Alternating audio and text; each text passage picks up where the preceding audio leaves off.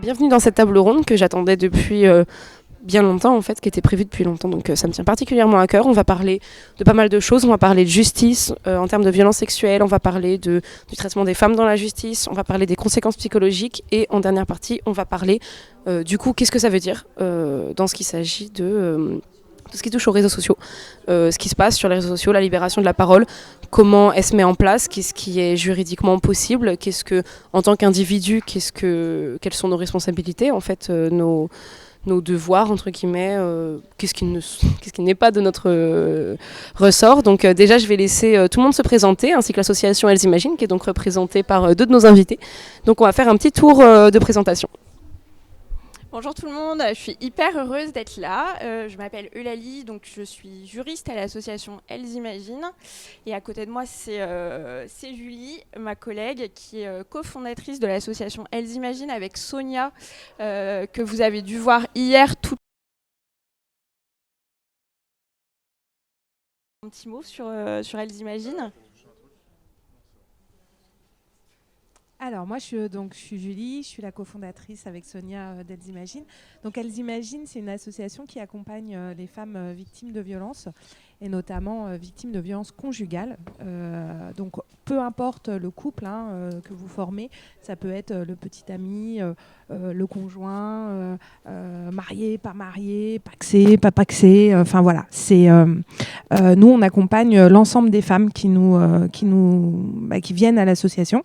On a des groupes de parole, on a aussi des juristes, des avocates avec qui on travaille et on a beaucoup de psychologues aussi parce qu'on sait que les violences faites aux femmes, elles ont des conséquences importantes sur les victimes.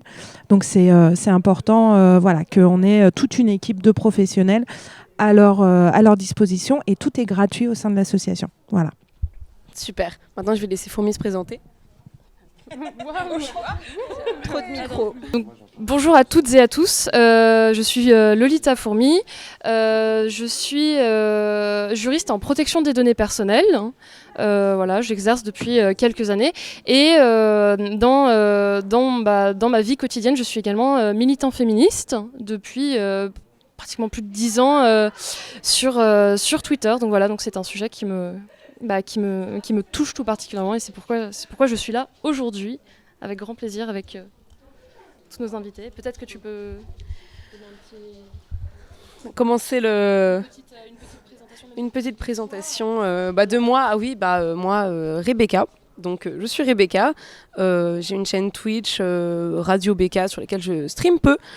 Donc, je fais à la fois des streams très légers, des petites bêtises entre potes, mais aussi parfois quand je m'en sens l'humeur et le moment particulièrement nécessaire. Ça m'arrive de donc commencer un stream pour parler spécifiquement du droit des femmes, du traitement des femmes dans certains contextes spécifiques, que ce soit sur Internet, que ce soit une affaire en particulier, tout ce genre de choses. Donc c'est un sujet qui me touche tout particulièrement aussi. Je pense que tout le monde ici. Donc voilà, cette table ronde, elle est quand même assez importante pour moi. Pour le synthétiser, le but aussi de la table ronde, c'est qu'à la fin de l'heure, vous comprenez mieux le processus que vivent en fait toutes les victimes à partir du moment où on se fait agresser jusqu'au moment où on décide ou non de porter plainte, jusqu'au moment où on a une réponse de la justice, qu'elle soit positive ou négative. On va vous dire quelle est la réponse de la justice, quel est le processus en fait, qu'est-ce qu'on va vous demander de faire, qu'est-ce que vous devrez faire, comment vous serez reçu socialement, peut-être à la fin faire une aparté donc sur les réseaux sociaux. On va tout particulièrement parler de comment sont traitées les victimes sur les réseaux sociaux, mais aussi bien par donc la justice, la police, la famille, les amis, etc. On va parler de tout plein de sujets.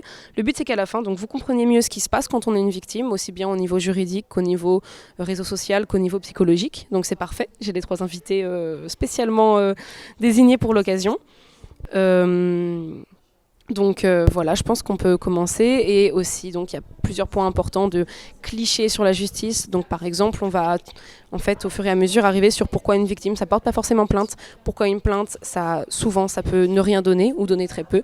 Et pourquoi, quand vous voyez quelqu'un accuser quelqu'un d'autre, que ce soit dans la famille, dans les groupes d'amis, sur les réseaux sociaux, non, ce n'est pas votre devoir mettre la présomption d'innocence en avant et de vous dire, puisque la présomption d'innocence existe, ça veut dire que moi, je décide de ne pas croire que la victime est victime jusqu'à ce que la justice donne une réponse. Parce que la justice ne donne pas toujours de réponse, parce que la justice donne souvent une réponse pas éclairée, donc la différence entre un non-lieu et être blanchi. Tout ce genre de termes-là, pourquoi non, la présomption d'innocence, c'est pas à vous de l'appliquer au niveau individuel, de vous dire j'ai le devoir de partir du principe que le présumé coupable est innocent jusqu'à une réponse de la justice. Voilà. C'est peut-être un peu brouillon, je suis un peu stressée, j'espère que ça va être bien, j'espère que vous allez apprendre des choses, peut-être changer d'avis, peut-être avoir plus d'arguments si vous avez déjà un avis éclairé, entre guillemets. Vous allez sortir de ça avec des arguments psychologiques, des arguments sortis de la psychologie, des arguments sortis du droit pénal, en fait, pur et dur, des arguments sur quelqu'un qui connaît bien le traitement de tout ce qui est Internet, réseaux sociaux, etc. Donc, on va pouvoir, je pense, commencer. Donc, avec, tout simplement, on va imaginer un scénario assez classique. Vous êtes victime. Donc, vous êtes sûrement une femme, agressée sûrement par un homme. Imaginons que vous vous soyez fait violer.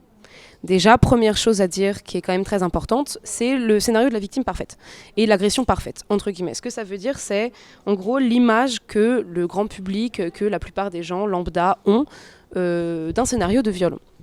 Donc, vous imaginez peut-être que, ok, vous êtes donc une femme qui a été violée, donc sûrement une femme qui a été violée sûrement par un homme. Qu'est-ce qui s'est passé ? Là, vous avez peut-être en tête, si vous connaissez pas de ouf le sujet, de ouf la réalité des faits, ok, donc c'était une ruelle sombre, c'était quelqu'un que vous connaissiez pas, je vais aller en justice, je vais porter plainte, je vais raconter ce qui m'est arrivé, et 2 semaines après, le mec se prend 15 ans de prison, 150 000 € d'amende. Voilà, ça c'est le scénario parfait. Vous connaissiez pas un agresseur, il vous a agressé dans un coin sombre d'une ruelle, avec un couteau sous la gorge, vous allez en justice, vous avez réparation, voilà, l'affaire est classée. Maintenant, la réalité. La réalité, c'est que, je ne vais pas dire de pourcentage parce que j'en suis pas absolument sûre, si vous en avez en tête, vous pouvez peut-être intervenir. Il y a de très hautes probabilités que cet agresseur, ce soit quelqu'un de votre entourage proche, quelqu'un de votre famille, quelqu'un de vos amis, surtout quelqu'un avec qui vous êtes en couple. Donc le conjoint, je pense que c'est, sans dire de chiffres, je pense que c'est la plus haute probabilité, c'est le conjoint. Donc ça fait partie des violences conjugales. Donc non, c'était pas parce que vous aviez un couteau sous la gorge, c'est parce que la personne à qui vous faisiez confiance vous a trahi. Entre guillemets, c'est-à-dire que on vous a pas demandé votre consentement ou on l'a rendu pas éclairé, peut-être qu'on vous a mis de la pression psychologique, peut-être qu'on vous a forcé physiquement, mais que sur le coup vous vous soyez pas dit c'est un viol parce que c'est mon conjoint. Ou même vous a pris par surprise aussi. Oui, la surprise est également qualificative de ça. Donc on vous a pris par surprise, ou alors on vous a mis la pression, ou alors on vous a violenté. Il y a plusieurs scénarios possibles, évidemment. Et ensuite, à quoi va ressembler la victime après ? Donc là, c'est le scénario de l'agression parfaite. Maintenant, la victime parfaite, ça n'existe pas. La victime parfaite, vous avez peut-être en tête, ok, donc c'est une fille qui tout de suite, la minute après l'agression, devient une coquille vide et ça se voit. C'est-à-dire qu'elle va pleurer toutes les larmes de son corps en tout temps, en tout moment. Elle va pas être capable de fonctionner. Elle va s'habiller très mal, gros jogging. Elle va se sentir mal sur tous les points, ne jamais sortir de chez elle, ne jamais plus avoir confiance à qui que ce soit. Donc la victime, logiquement, si on est une victime parfaite selon ce scénario fantasque, jamais on peut avoir de petits copains après, d'amis, rigoler, s'habiller léger, sortir en boîte. C'est pas possible dans le scénario de la victime parfaite. Ce qui est faux. Une victime, ça peut ne pas arrêter sa vie. Une victime, ça peut continuer d'avoir des petits copains. Il y a certaines victimes qui réagissent aussi sexuellement par l'hypersexualité. Ça, c'est assez peu connu. C'est pas parce que vous avez été victime de viol que tout de suite vous vous dites « Ok, plus jamais je peux avoir de rapport sexuel consenti ». Il y en a justement qui peuvent avoir une sexualité saine peu de temps après. Et il y en a d'autres qui vont avoir une sexualité pas saine, mais très active. Ça peut être une réponse. Je vais peut-être demander à la psychologue de nous répondre là-dessus. Alors oui, tu as raison de dire qu'une victime, il n'y a jamais de victime parfaite. 2, je reviens aussi sur ce que tu disais, presque 90% des victimes connaissent leur agresseur. Le viol dans une rue sombre, etc., c'est le mythe qu'on se fait du viol. Ça, c'est hyper important. Souvent, c'est un ami, un conjoint, un petit copain, quelqu'un de son entourage proche, qui justement a les techniques, a la stratégie en fait de l'agresseur pour pouvoir justement amadouer la victime et faire en sorte que il puisse passer à l'acte beaucoup plus rapidement que au final dans une ruelle sombre, voilà. Donc c'est déjà ça qu'il faut déconstruire du viol, parce qu'en fait le viol, c'est 90% des cas, c'est quelqu'un qui est connu de l'entourage de la victime. Ensuite, qu'est-ce qui se passe lors d'un viol Est-ce que je peux peut-être juste rajouter également la possibilité, comme c'est dans l'entourage proche, il faut savoir que du coup on peut mettre en place une emprise, une dépendance qui fait que le consentement va être vicié parce que non mais il peut pas me faire ça, il l'a pas, enfin le protéger en fait, on va peut-être de la protection de l'agresseur et du coup un déni. Oui, juste, je voudrais rajouter un petit point. C'est une stat qui est sortie, tu me dis, parce que je crois que tu la connais aussi celle-là. Le Conseil de l'Europe a sorti une stat. Le Conseil de l'Europe, c'est une organisation internationale européenne qui s'occupe de la protection des droits fondamentaux. Il y a une stat qui est quand même hyper importante, c'est que les violences domestiques, c'est l'une des premières causes de mortalité des femmes. Je crois, la stat, c'est entre 16 et 44-45 ans. Donc rien que pour dire que, pour rappeler que les violences que subissent les femmes, c'est vraiment... Ah, ok, il faut que je change de micro. Je ne sais pas si vous avez entendu la stat, mais qui est du coup une stat européenne, que l'une des premières causes de mortalité pour les femmes européennes, je crois que c'est 16-44 ans, c'est bien la violence domestique. Donc déjà, en partant de cette statistique qui fait un petit peu froid dans le dos, très clairement, il faut le dire, mais déjà on comprend toute l'importance de la prise en charge, de l'accompagnement des personnes qui subissent les violences, que ce soit des violences sexuelles, mais n'importe quel type de violence. Et je reviens sur quelque chose que tu as dit tout à l'heure.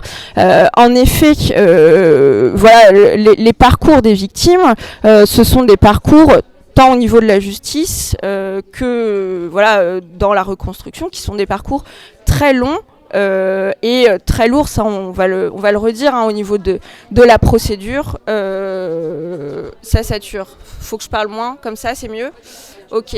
Parce que hier je vous voyais toutes parler hyper proche du micro, donc je me suis dit il faut que je parle très proche du micro, mais là ça va. Et donc voilà, c'est vraiment des procédures qui sont longues, lourdes, mais qui sont pourtant nécessaires. C'est ça, cette ambivalence, c'est qu'à la fois pour sortir des violences, il y a une nécessité d'engager des démarches, mais on sait aussi que ces démarches, elles ont un coût pour les victimes qui est non négligeable. Donc voilà, c'est des choses dont on pourra parler, mais c'est hyper important. Et juste un tout petit truc, il y a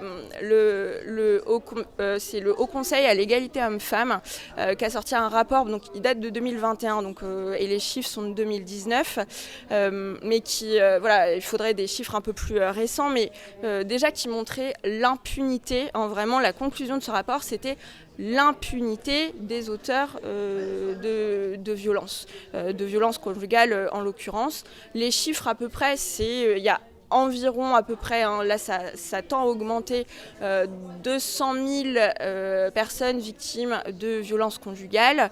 Et quand on parle des auteurs et de la réponse pénale, là je crois qu'il faudra vérifier, mais il y a autour d'une 30 000, 35 000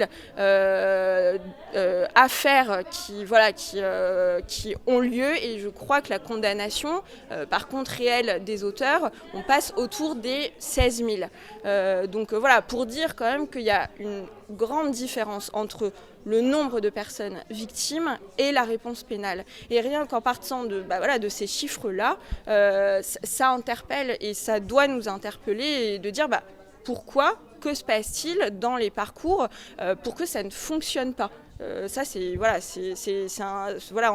basant rien que sur ces chiffres, y a matière à réfléchir, à avoir du débat, et puis de proposer, d'interpeller vous derrière vos écrans, et puis les politiques, etc., pour agir.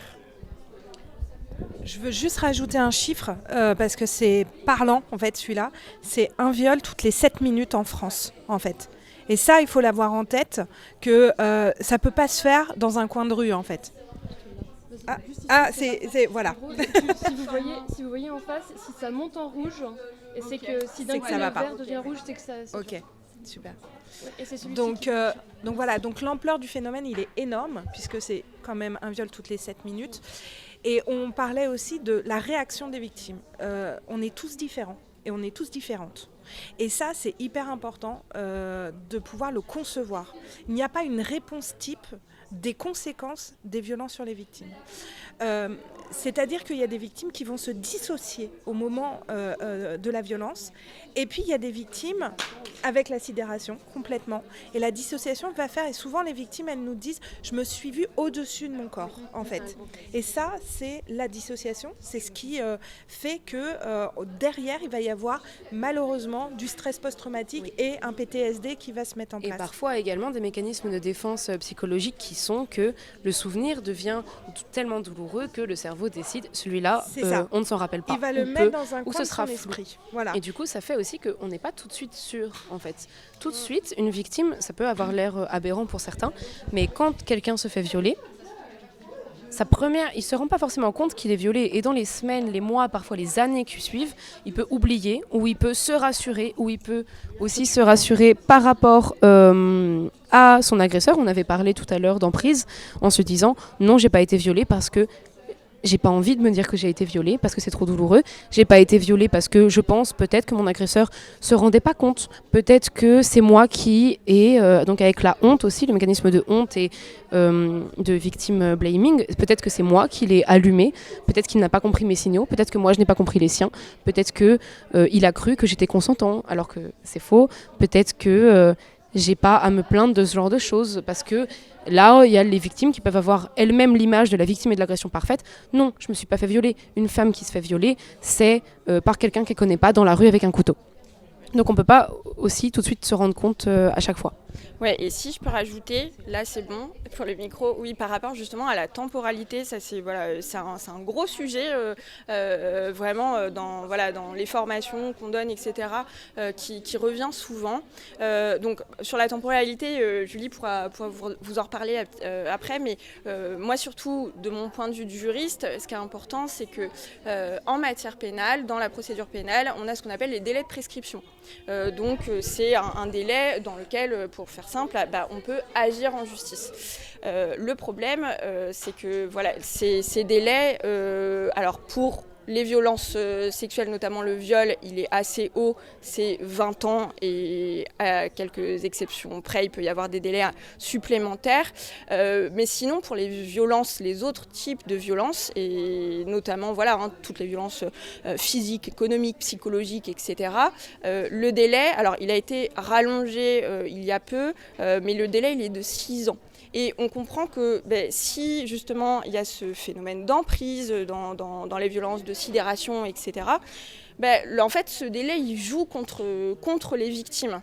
Donc c'est déjà des choses, c'est déjà un frein justement à l'accès à la justice. Et puis peut-être que Julie, tu veux rajouter quelque chose justement sur la temporalité des victimes d'un autre point de vue. Si au niveau juridique, en parlant de la temporalité, je peux aussi rajouter quelque chose, c'est que la temporalité, ça fait que quand on met des années à se rendre compte, ou des mois à se rendre compte, ou même des semaines à se rendre compte, ça peut être un délai quand même assez court, des semaines c'est en soi plutôt court, au-delà de la prescription, peut-être qu'on peut porter plainte, que la justice est censée nous aider, mais que puisqu'on a mis beaucoup de temps à débattre en fait, avec soi-même, est-ce que c'est un viol, est-ce que je devrais porter plainte, est-ce qu'on va vraiment m'aider, quand on porte plainte, ne serait-ce que 2 mois après, l'épreuve médicale, c'est mort. C'est-à-dire que l'épreuve médicale, c'est, disons, le plus facile d'être accepté en justice comme une preuve irréfutable. C'est-à-dire, ok, on peut constater par un médecin qui va pouvoir constater, donc au niveau juridique, il y a eu violence, il y a eu pénétration, il y a des traces d'ADN, etc., qu'on peut retrouver chez la victime, il y a des fluides. Tout ça, ça part très vite.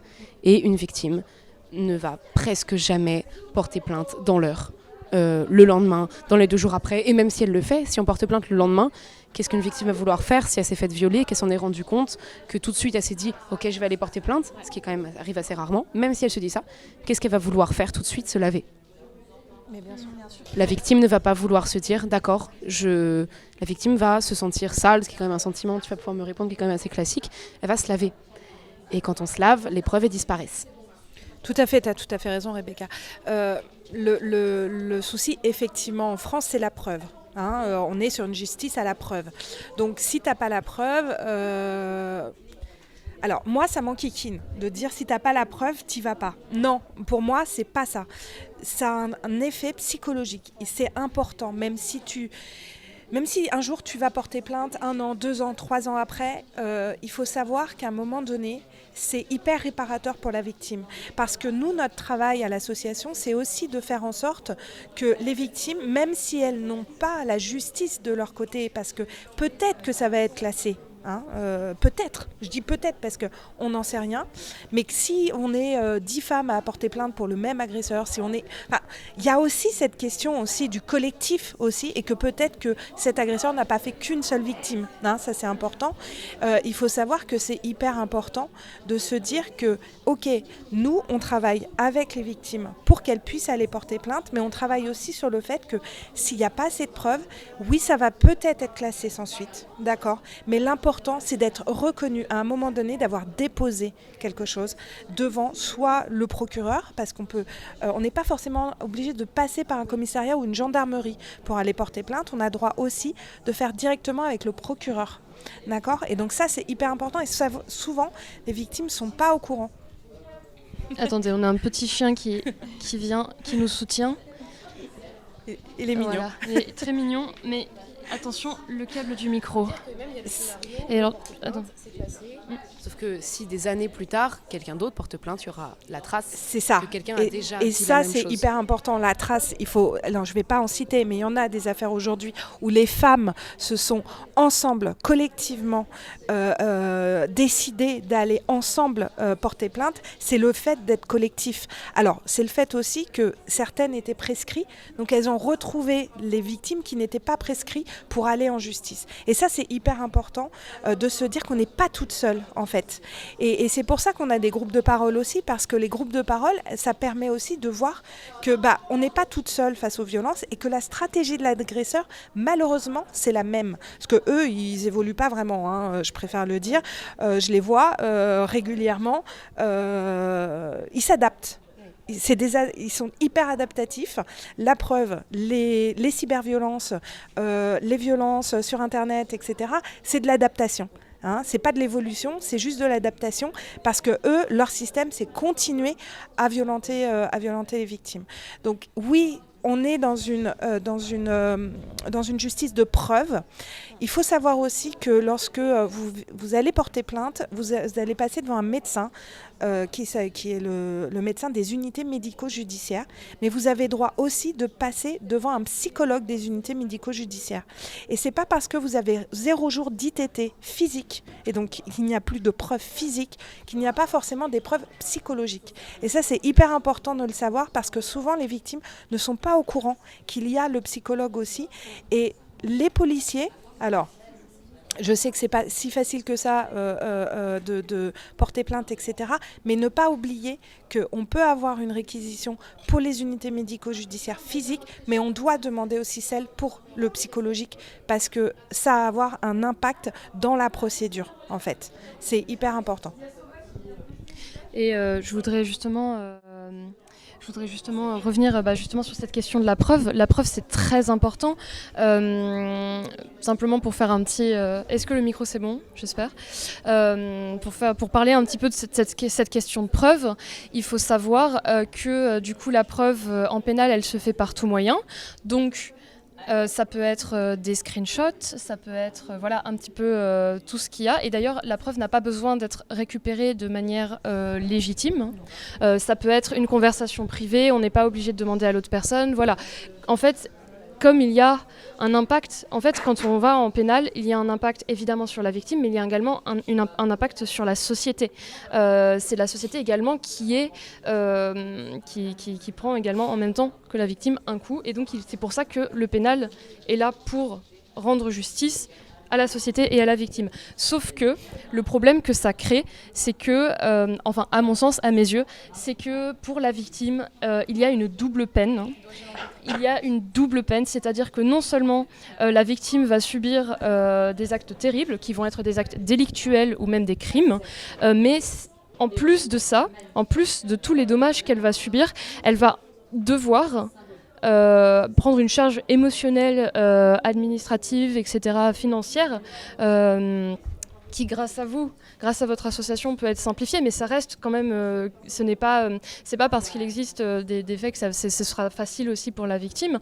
Même le sentiment de honte que vous évoquiez tout à l'heure, c'est une charge émotionnelle énorme que de devoir derrière prouver ces faits devant la justice, partir en justice pendant des années, voilà, dans des procès, c'est éreintant, épuisant, et surtout, ça veut dire prouver chaque chose que l'on dit, chaque chose que l'on fait, qui s'est passé, essayer de se justifier pour tout, voilà, du fait de cette présomption d'innocence, justement, voilà.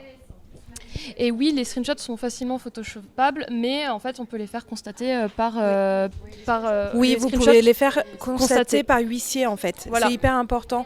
Si vous avez des conversations, même toutes les SMS, tous les mails, tout ce qui est possible, en fait, vous pouvez les faire constater par huissier.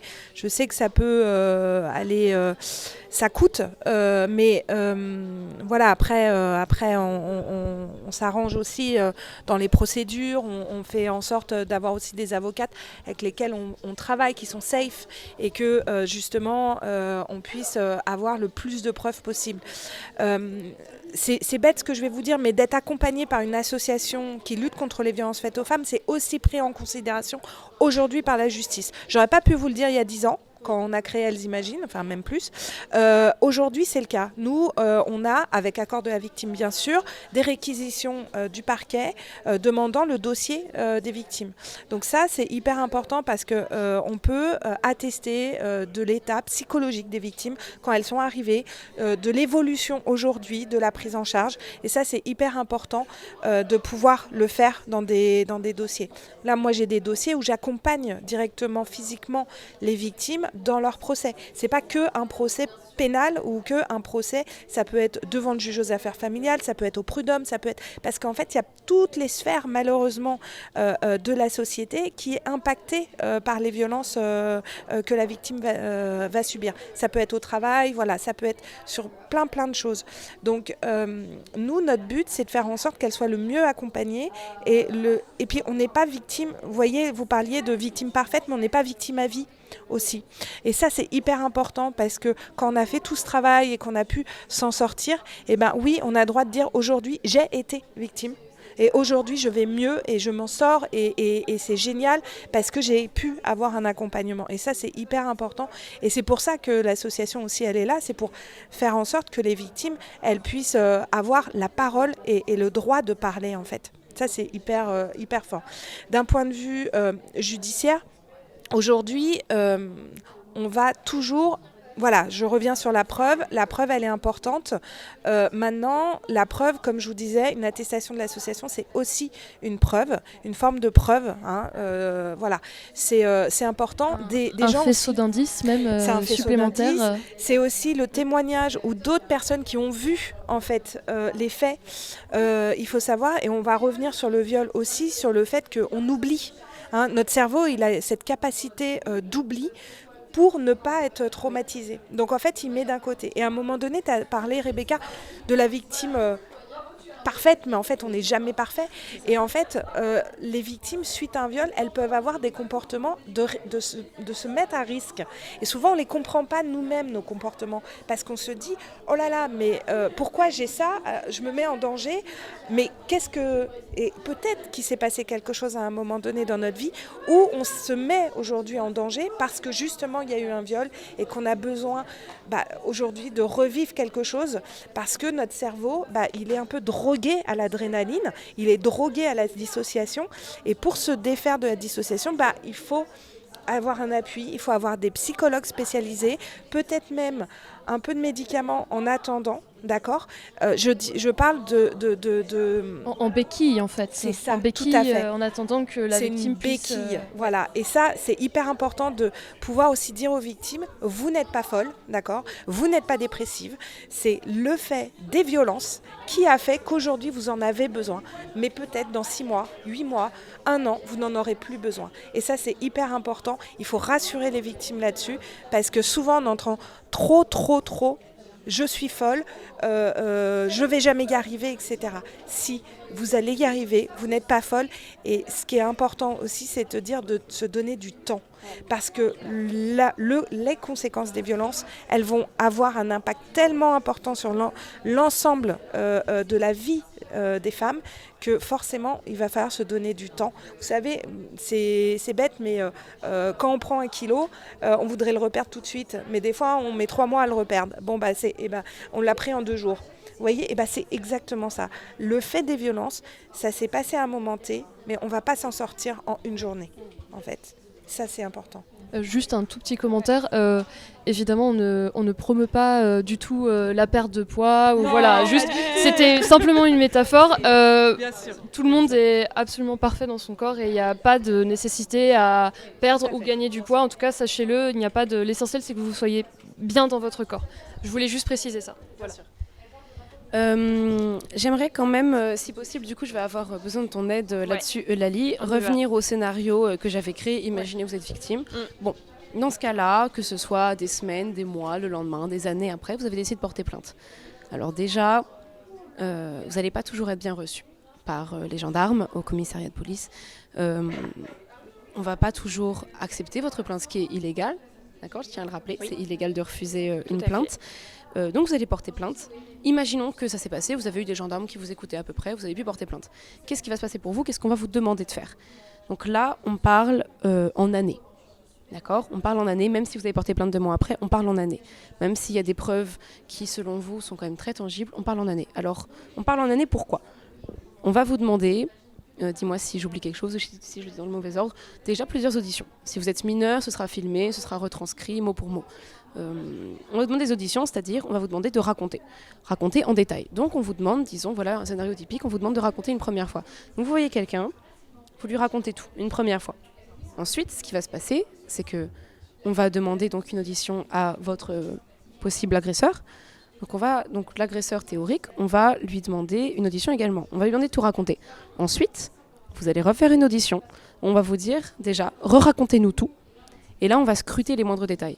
Donc là, c'est la mémoire traumatique, un problème, ce qui est un mécanisme psychologique qui est de base fait pour vous défendre de vos souvenirs traumatiques. Ça va être terrible, parce que si vous n'avez pas des souvenirs très précis, il faut le dire. Ça, je tiens à le préciser. Il faut dire, ça, je ne me rappelle pas très bien, plutôt que de dire, je pense que c'est ça. Parce que si l'audition d'après, vous dites, c'était peut-être ça, ça va vous décrédibiliser. On va dire, même si c'est des détails qui n'ont rien à voir avec l'agression. Est-ce qu'il était 15h ou 15h30 15h30. Il y a 3 mois, vous nous avez dit 15h. On n'est pas censé être des machines, mais donc on va vous demander de tout répéter. Ensuite, après avoir scruté, si vous avez dit exactement la même chose au mot près, on va vous dire d'accord. Votre agresseur, soi-disant, il nous a dit ça. Expliquez maintenant pourquoi les versions sont différentes. Vous allez donner une version, vous allez expliquer les différences. On va refaire l'audition avec votre agresseur. On va lui demander les différences et ça, comme ça, aller-retour plusieurs fois. Ce qui fait que vous, en soi, vous allez raconter peut-être 3, 5, 10 fois devant quelqu'un de très froid, devant quelqu'un qui n'est pas là pour vous aider, qui n'est pas vraiment là pour vous écouter, mais pour récolter des preuves, des mots, des évidences, etc. Ensuite, peut-être qu'on va vous faire une confrontation. Une confrontation, c'est quoi ? Je te laisse peut-être expliquer pour être sûr de moi. Ou ouais, peut-être Fourmi, tu as quelque chose à dire ? C'est simplement pour rappeler vos droits. Si vous portez plainte et que le contenu de la plainte ne vous convient pas, vous êtes en droit de refuser de signer la plainte et demander à l'officier de police judiciaire de modifier. Voilà, c'est important parce que des fois, voilà. En fait, il faut vraiment bien tout relire parce que des fois, les officiers de police judiciaire peuvent avoir justement des clichés, des stéréotypes ou ne peuvent pas avoir bien compris ce que vous essayez de dire. Donc, n'hésitez pas. Voilà, ils ont essayé de résumer, ils n'ont pas bien compris ce que vous vouliez dire. C'est OK, il n'y a pas de souci, mais juste n'hésitez pas à. Même si c'est. Enfin, je sais que c'est difficile à dire parce que souvent, on n'a pas l'habitude, mais si le contenu de la plainte ne vous convient pas, vous avez le droit de refuser de signer, dire s'il vous plaît. Voilà. Ça, encore une fois, c'est un droit. Vous avez peut-être avocat. Voilà, je pense que tu vas parler d'accompagnement par avocat ou voilà. En fait, ce qui revient en fait, et c'est ce qu'a dit Julie en fait juste avant. L'idée, c'est que à moins qu'il y ait urgence, c'est-à-dire un danger imminent, grave pour la vie d'une femme, de ses enfants, etc. Les plaintes et n'importe quelle démarche, en fait, finalement, on a un petit peu de temps pour les préparer. Bien sûr, il y a les délais de prescription dont on a parlé tout à l'heure, etc., qui jouent. Mais en tout cas, on a le temps de tout préparer, de tout expliquer. Et c'est là où le travail des associations est hyper important, que ce soit nous, mais il y a aussi, alors on a bien sûr cité le 3919 voilà, pour accompagner et orienter les femmes victimes, enfin les victimes de violences conjugales. Mais il y a aussi les CIDFF, donc les centres d'information de droits des femmes et des familles, qui sont vraiment les assos et les structures compétentes pour vous accompagner et vous informer sur vos droits et sur l'ensemble en fait finalement de toutes ces procédures. Et ça, c'est hyper important parce qu'en fait, on sait que plus vous serez accompagné dans vos démarches, plus vous serez informé, plus voilà, vous pourrez discuter, prendre le temps en tant que victime voilà, de faire les démarches et de les faire au moment où vous vous sentez OK pour aller entamer ces démarches et d'être accompagné par des professionnels du droit et autres professionnels qui peuvent vous accompagner voilà, dans cette thématique-là, et plus il y aura de chances pour que voilà, ces procédures, elles aboutissent. Et ça, c'est hyper important. Nous, c'est ce qu'on dit aux dames qu'on accompagne. Voilà, une plainte, ça peut se préparer. Une saisine d'un juge, ça peut aussi se préparer. Et maintenant, il commence à y avoir des avocats, des avocates hyper compétents, des juristes aussi qui sont hyper compétents en la matière. Pareil, les services sociaux de proximité, maintenant, ils commencent à être hyper bien formés. Donc voilà, il commence à y avoir vraiment un gros maillage au niveau français pour la prise en charge. Mais vous avez raison, hein, et c'est dans le chat, vous êtes plusieurs à l'avoir dit, hein, la prise en compte, et notamment par les services police-justice, parfois, effectivement, il y a des gros freins, il y a encore un manque de formation, même si c'est en cours. Hein. Vraiment, faut aussi le souligner, en tant que professionnel, c'est hyper important de dire que ces dernières années, ces 20 dernières années, il y a quand même eu énormément de progrès dans les structures. Voilà, maintenant, il commence à y avoir beaucoup plus de confidentialité. Il y a des petits systèmes pour pouvoir demander justement à être reçu par, si on a envie que ce soit effectivement une policière femme. Enfin voilà, des petites techniques comme ça pour que voilà. Mais voilà, c'est lent évidemment, mais il y a eu des progrès ces dernières années et qui sont vraiment notables. Voilà, nous sur le terrain, voilà, il y a des commissariats où on voit vraiment qu'il y a une prise en charge et qui est géniale. Et en plus maintenant dans les commissariats, souvent il y a des psychologues, des assistants sociaux aussi qui sont là pour accompagner les victimes. Donc voilà, ça c'est hyper important.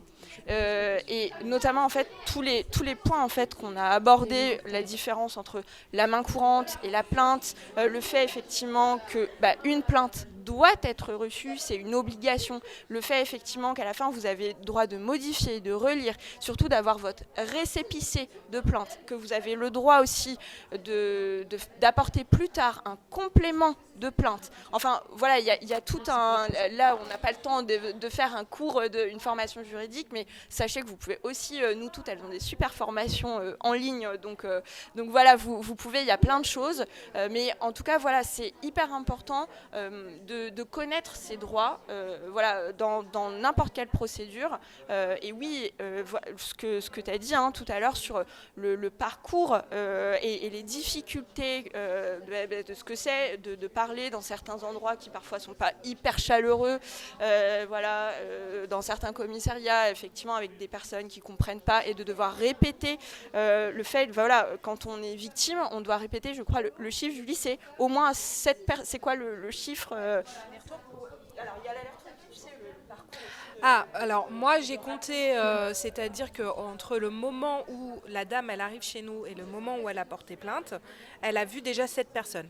C'est-à-dire que potentiellement, elle a déjà raconté 7 fois son histoire. Donc imaginez le nombre de on raconte traumas, plusieurs fois au bout d'un moment. redit. Et c'est là aussi que c'est difficile, c'est que, pardon je te coupe un peu, Non, mais non, justement le vas-y. fait de répéter, c'est que, donc je vous ai expliqué l'aller-retour, donc les beaucoup d'auditions, quand on raconte plein de fois, bon, disons qu'il y a 2 réponses possibles. Dans le scénario imaginaire que j'ai créé pour cette table ronde, soit à chaque fois vous êtes hors de vous, vous pleurez, vous êtes mal. Une audition aussi, ça prend du temps. Je l'ai expliqué en termes d'aller-retour, mais ça prend des années. C'est-à-dire que peut-être que vos 6, 7, 8 auditions différentes, elles seront sur 1 an, sur 2 ans, sur 3 ans. Disons, à force d'une audition tous les 4 mois, tous les 6 mois, tous les 8 mois, à chaque fois, on va vous demander de répéter exactement la même chose. Donc déjà, il faut commencer à intégrer son souvenir, non seulement qui est traumatisant, qui est difficile, etc., mais aussi parfaitement. Il faut lutter contre sa propre protection psychologique pour se dire, il faut que je me rappelle de tous les détails. Donc vous commencez à devenir un peu robotique avec ça, vous commencez à le raconter peut-être au bout d'un moment sans réaction émotionnelle aussi. Donc peut-être que vous avez des réactions émotionnelles qui à chaque fois vous desservent parce que oh elle est hystérique, elle exagère, ou alors si vous êtes devenu un peu robotique comme ça arrive souvent, on le raconte, au bout d'un moment on n'a plus d'émotion. Ou même justement même dans le justement je me permets de te couper simplement pour dire le fait de répéter, vu que ça prend du temps, il y a aussi la victime qui peut se reconstruire et qui réussit à se détacher justement de ce qu'elle a ressenti et au bout dans de son paramètre de 5e, reconstruction. 6e, 7e fois, si au bout de... Voilà, la série Unbelievable, effectivement, elle est top. Hein, vraiment, ça montre hyper bien ça. Et puis même là, le documentaire sur l'affaire Heard Depp.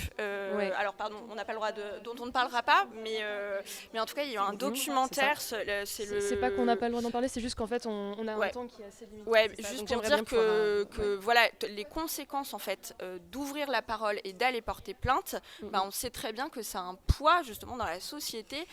On ne croit pas les victimes. Donc ça pose effectivement, ça pose problème. Et oui, sur l'aide juridictionnelle, effectivement, c'est hyper important. Voilà, il y a des possibilités, voilà, d'avoir cette aide juridictionnelle. Et là, pareil, encore une fois, il faut contacter les CIDF, les associations, etc. France Victimes, effectivement, qui est une grosse association. Ouais. Donc voilà, en fait, contactez-les pour pouvoir avoir un panel, une information juridique fiable sur vos droits pour savoir quoi entamer. Et juste, ça, on ne l'a pas trop abordé encore, mais sur justement le parcours infernal, je lisais dans le chat, nous, les femmes victimes de violences conjugales qu'on accompagne, il y a à la fois l'aspect pénal, donc porter plainte justement pour demander réparation et sanction des violences, mais il y a aussi tout l'aspect familial. Et actuellement en France, la justice, elle est divisée où le pénal sera d'un côté, le familial sera de l'autre côté, et ce qui fait que vous avez 2 sortes de procédures à entamer. Et ce qui est hyper lourd en fait pour les victimes, et d'où le fait justement d'être hyper bien informé sur ses droits, etc. Parce que faut mener 2 procédures parallèles, et en plus souvent l'une sert à l'autre, c'est-à-dire que la procédure pénale va être ajoutée au dossier devant le juge aux affaires familiales. Donc voilà, en fait c'est tout un package justice si vous voulez vous sortir de ces violences, et encore une fois c'est un parcours nécessaire, mais un parcours qui est hyper lourd, hyper long, etc.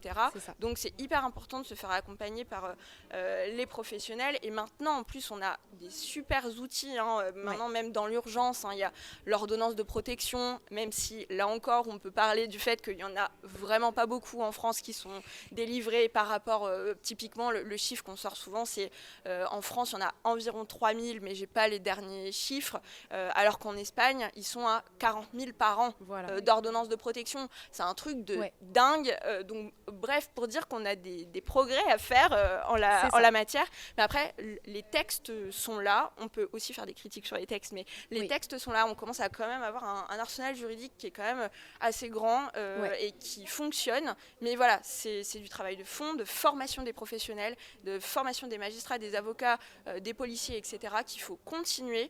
Ça c'est absolument indispensable, et c'est ce qu'on fait à l'association, et beaucoup d'associations du réseau le font, donc voilà.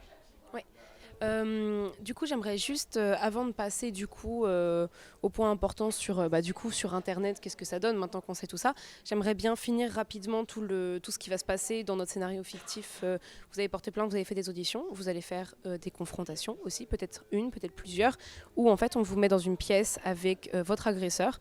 Il y a aussi son avocat, votre avocat et un gendarme. Donc qui va prendre toute la déposition, où on va vous poser des questions et normalement, jamais vous devez répondre directement à votre agresseur. Votre agresseur vous répond directement, mais vous êtes quand même dans la pièce. Vous pouvez l'écouter, vous pouvez l'entendre, le voir, peut-être le sentir. Tout ça, ça fait des réponses qui sont très très difficiles, ça peut décourager les victimes. Sur les questions qu'on va vous poser, du coup, Julie, tu avais un truc à rajouter? En fait, oui, dans les commissariats, là, depuis MeToo, il faut juste savoir qu'en fait, ils ont un canevas de plaintes, en fait, et ils ne peuvent pas vous poser des questions anarchiques. C'est pas aléatoire, c'est pas en fonction de la personne que vous avez en face de vous. Ils sont obligés de prendre ce canevas-là et de pouvoir vous poser toutes les questions. Alors, ça va des violences psychologiques aux violences sexuelles. Donc, c'est hyper important. Et sachez que aussi, il y a des questions qui sont très crues. Donc, voilà, c'est hyper important de pouvoir à un moment donné les poser parce que il faut donner une réalité en fait à la plainte, et donc il va falloir lui donner, est-ce que c'est de la violence conjugale, est-ce que c'est un viol, est-ce que c'est voilà, donc ça c'est hyper important. Et sachant que du coup dans toute cette démarche là justement l'accompagnement est toujours possible, hein. C'est-à-dire lorsqu'il y a ces questions crues, quand la victime justement elle n'est pas seule, on a l'impression souvent d'être seule dans son parcours, mais justement avec votre association, les avocats, les avocates, etc.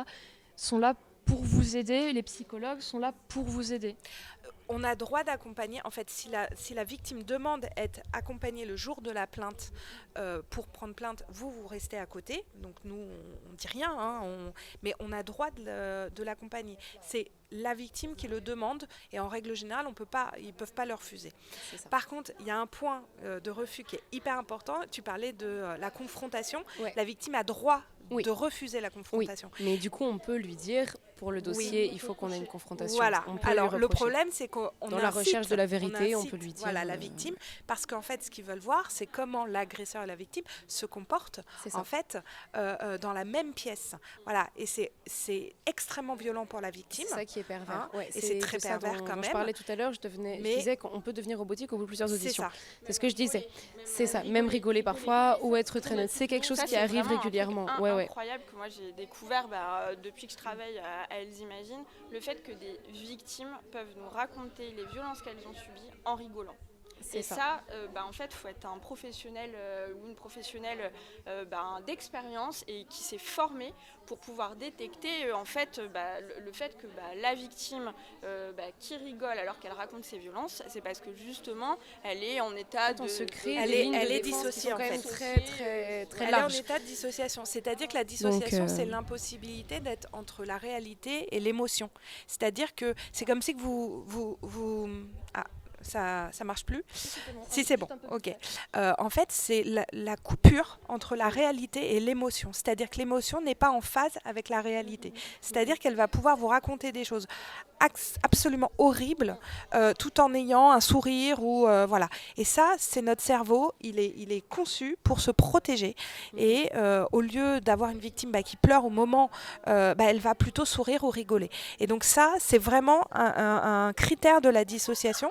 Donc ne vous inquiétez pas, ça arrive, d'accord, mais il va falloir une prise en charge psychologique derrière pour la victime. Et justement, pour cette dissociation-là, je pense que c'est important aussi de mentionner le phénomène de banalisation lorsqu'on a subi plusieurs agressions sexuelles ou viols. Il y a un petit peu, notamment, de la banalisation en se disant bon, une de plus, quoi. Alors que dans la réalité, non.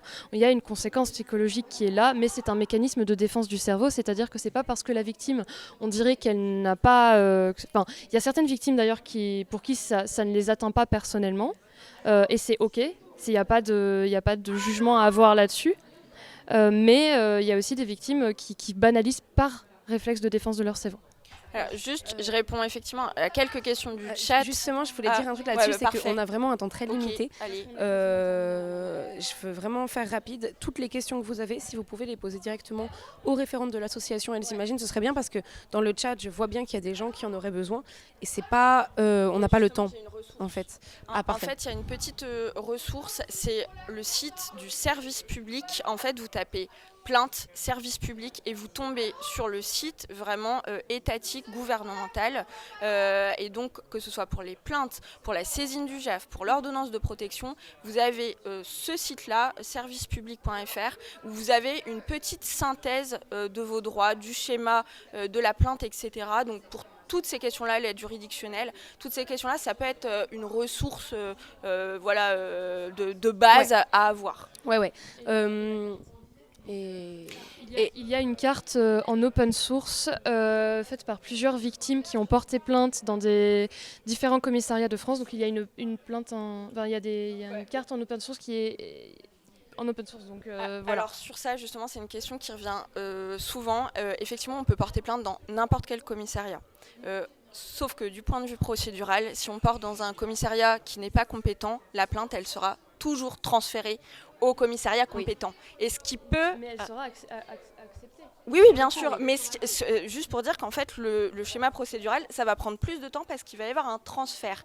Donc finalement, c'est une fausse bonne idée de partager les bonnes adresses, entre guillemets, parce que du coup, il y a un transfert et voilà. C'est ça pour le moment du dépôt de la plainte. Mais du coup, c'est surtout pour le moment, l'accueil de la victime. Du coup, être accompagnée. Elle sera mieux accompagnée dans ces commissariats-là, mais par contre, ça va avoir une conséquence sur la durée. Voilà. Juste pour finir, parce que je sais qu'il y a plein de gens qui posent des super questions. Juste, si vous avez des questions sur les victimes, sur plein de choses, vous pouvez nous écrire à accueil@elzimagine.fr. D'accord ? Donc ne pas hésiter. C'est que toutes les questions du chat, on ne peut pas toutes y répondre parce qu'on n'a vraiment plus beaucoup de temps. Si vous pouvez poser directement les questions à Elles Imaginent sur leur site, ce serait parfait. Donc on va finir avec ça. Il y a les confrontations, il y a également les expertises psychologiques et psychiatriques qu'on va vous demander de faire, c'est-à-dire qu'ils vont en fait expertiser donc psychologiquement, psychiatriquement vous et votre agresseur. Vous allez en faire souvent plusieurs, 2 voire 3, où en fait on va essayer de voir déjà si vous êtes crédible, si vous avez certaines maladies mentales qui d'ailleurs, si jamais vous en avez, effectivement, qui n'ont rien à voir avec l'agression, ça peut vous décrédibiliser, ça peut être mal pris. Ce que je disais tout à l'heure sur la banalisation, sur quand on le raconte plein de fois, on peut devenir froid aussi. Si vous le racontez, ce sera marqué. Ce qu'ils essayent des fois de savoir, c'est pas du tout ce que vous avez à dire. C'est le cas pour la confrontation, c'est le cas pour, disons, la 8e, 9e, 10e audition. Ils savent ce que vous avez à dire. En fait, ce qu'ils essayent, c'est de vous tester sur vos réactions. Donc, si vous pleurez à chaudes larmes, ce sera écrit. La victime se met à pleurer intensément. Et ça va vous crédibiliser, en fait, alors que vous l'avez raconté 10 fois. Peut-être que vous commencez à être un peu robotique. Quand vous le racontez sans émotion, ça ne va pas vous aider. Alors que c'est normal. Quand vous êtes, disons, peut-être que vous êtes dépressif, schizophrène, bipolaire à la base, ça pourra être utilisé par la défense. Ça va vous décrédibiliser dans l'enquête. Ce qui sera dit, ce sera peut-être qu'elle n'est pas crédible, etc. Et des fois, j'ai vu des témoignages de gens qui ont eu des expertises psychologiques où, par exemple, l'expert psychologique, qui n'est pas toujours parfait, commence par une jolie jeune fille de 15 ans, joliment habillée, etc. Donc ça ne va pas vous aider non plus. Donc ensuite, vous allez faire des expertises psychologiques, etc. Également, vous allez peut-être arriver jusqu'au procès. Il y a de grandes chances que ce soit correctionnalisé. Correctionnalisé, ça veut dire quoi ? Ça veut dire que, soi-disant, parce que la justice allait en cour d'assises, donc le grand procès avec des jurés, etc., pour un crime grave, ça coûte des sous, ça met beaucoup de temps. Peut-être qu'on va vous dire, vaut mieux que ce soit traité en tant qu'agression sexuelle. Donc je vais peut-être faire un de ces jours, un autre événement sur ma chaîne pour expliquer tout le reste de la procédure, parce que là, s'il nous reste 5 minutes, ce serait bien de parler du coup d'Internet et de tout ça. Il ne nous reste pas 5 minutes. Juste pour préciser, les jurés aux assises sont des citoyens tirés au sort, pour information, la majorité. Voilà, c'est juste pour préciser pour les assises, les jurés ne sont pas des professionnels du droit, mais des citoyens tirés au sort avec leurs biais qui leur sont assignés.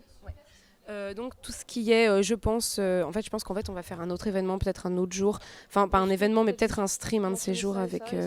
alors je vais laisser Fourmi mentionner quelques trucs qu'on avait prévu de dire mais qu'on n'a vraiment plus le temps. Peut-être qu'à un moment on fera une deuxième édition où je vais faire en fait un grand streaming, peut-être avec Fourmi, peut-être vous réinviter, où on pourra en fait en parler sur ma chaîne C'est ça, c'est plein de choses à dire en fait qu'on n'a pas pu dire, c'était beaucoup trop court malheureusement. Ouais, effectivement. Toutes les questions, donc on va faire un autre stream un de ces jours. Mon Twitter c'est @greedyschool, GREEDYSKU2L. Je suis identifiée dans le post de On est Furax pour cette conférence. Ma chaîne Twitch c'est Radio BK, on fera un autre événement dessus dans les prochains jours. Je vais laisser Fourmi dire quelques points. Et c'est juste pour surtout l'aspect internet, réseaux sociaux, etc. La façon dont parce que là on a parlé du monde du droit de manière générale, on a parlé des avocats, des jurés, de l'OPJ, voilà. Mais en fait il y a aussi sur internet énormément de harcèlement des victimes, notamment quand ça touche des affaires avec des personnes qui sont haut placées pouvant être entendues comme des personnes type celui aux États-Unis grâce à qui entre autres tout a été relancé mais également on a des affaires en France du coup avec des influenceurs internet, des gros influenceurs ou des grosses influenceuses sur internet qui ont commis des délits ou des crimes et qui sont en fait de par leur position dominante sont en fait protégés tout simplement par le fait que les victimes n'osent pas parler de peur de se faire harceler sur internet, notamment par beaucoup de gens qui peuvent penser à tout ce qui est tribunal populaire, etc., alors que vous avez bien vu dans la première partie de ce stream à quel point c'est compliqué, c'est difficile de porter plainte, ça met des années, c'est un engagement colossal pour les victimes et il y a des bonnes chances que ça ne marche pas par manque de preuves. Je me permets d'ailleurs de réagir sur le fait que lorsqu'il y a un non-lieu, ce n'est pas forcément parce que la personne n'est pas considérée comme coupable, mais parce qu'on considère que les preuves, elles sont insuffisantes. C'est-à-dire que c'est pas parce qu'il n'y a rien, c'est parce que les preuves vont être considérées comme insuffisantes. Donc on ne peut pas dire sur Internet « Ah ben c'est bon, il y a eu un non-lieu, la personne n'est pas coupable ». Il y a une nuance importante. Et la deuxième chose sur laquelle je voudrais mentionner, c'est que on dit souvent aux victimes sur Internet, il y a beaucoup de raids de cyberharcèlement, on leur dit souvent que ces victimes sont là par vengeance, elles sont là pour avoir de l'argent, elles sont vénales, voilà. Et ben en fait, je vous laisse sur un exemple, une petite métaphore. Lorsque vous vous faites renverser par une voiture, par exemple, et que vous perdez, vous avez des blessures physiques et psychologiques et que vous portez plainte, derrière, en fait, oui, il y a des dommages et intérêts, il y a une indemnisation parce que vous avez subi un dommage.